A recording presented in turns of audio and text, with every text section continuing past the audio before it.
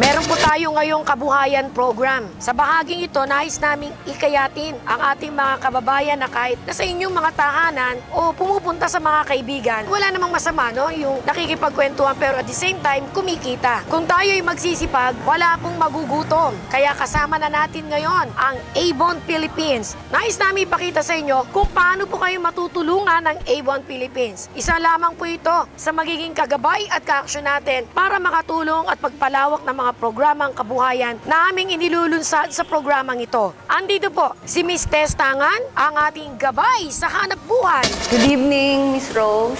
Napakaganda maging manager ng Avon. Of course, nag-i-enjoy ako ng gusto dito. Siyempre, kumikita kami, marami kaming natutulungan ng mga tao. Gaano po kayo katagal dito sa Avon business? Nag-start ako na dealer noong 1984. Then naging manager ako ng Avon noong 1987. Earning opportunity. Nang dahil sa Avon, umasenso ang buhay namin. Nakapunta kami sa abroad because of Avon. Actually, every year, pumupunta kami sa abroad. Nakakapag-travel kami, nakapunta na kami ng Asia, sa States, at saka sa Europe. Ang ginawa namin, syempre, naging masipag at matyaga. Kung magsisipag ka talaga, malayo ang mararating mo. Very strong ang iyong determination para maabot mo ang mga dreams mo or goal mo sa buhay. Nag-start ako as a franchise dealer ng Avon. Ginagawa namin noon, nagre-recruit kami ng nagiging CBC namin. Yung CBC yung tawag doon, Certified Beauty Counselor. Yun yung mga taga-benta namin. At the same time, nagbebenta rin kami. Napakadali ibenta ang Avon product. Hindi mo na kailangan ipagpilitan sa tao kasi kilalang-kilala ang Avon. Nung dealer ako ng Avon, nagiging top seller na ako ng Avon hanggang sa na-promote ako dahil pag na-promote ka na manager ng Avon, mas maganda ang income.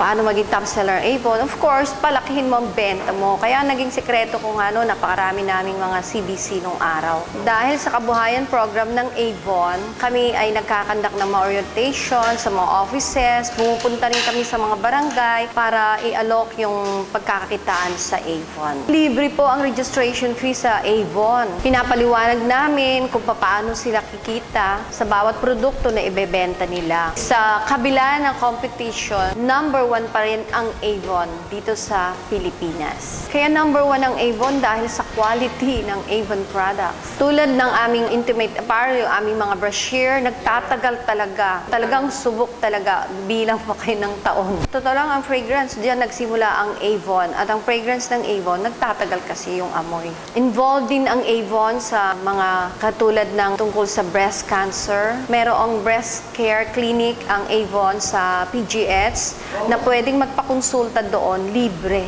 Tinayo yun ng Avon. #2, nakipag-tie up ang Avon sa NGO para sa domestic violence, para mai-express ng mga women yung mga naaabusong mga babae. #3, yung ating environment project ng Avon ay yung Hello Green Tomorrow. Ini-encourage lahat yung mga representative ng Avon na gumamit ng reusable bag at ang ginagamit na plastic na ngayon ng Avon ay yung biodegradable plastic bag. Ginagawa naman na huyan ng Avon, nagbabara-barangay nga po. Nagkakandak doon ng mga personality development, dinidiscuss na rin yung pagkakakitaan. Maipapayo ko sa inyo, napakagandang maging negosyo ang Avon. Kaya dapat samantalahin nyo na ho, mag-register na po kayo kasi ito ay wala ho kayong puhunan. Maging masipag at matyaga lang kayo, sigurado yung inyong mga pangarap sa buhay ay matutupad. Sa buhay naman talaga, kailangan ng sipag at tiyaga at saka kailangan yung determinasyon. Kagaya ng mga dealer namin na nagtagumpay na rin, napaaral nila ang mga anak nila.